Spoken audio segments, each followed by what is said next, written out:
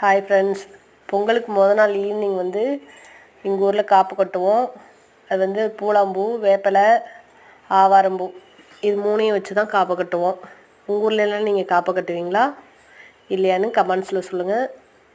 நாங்கள் எல்லா பக்கமுமே காப்பு கட்டுவோம். தோட்டத்தில், வீட்டில் பாருங்கள், எல்லா பக்கமும் கட்டுவோம்.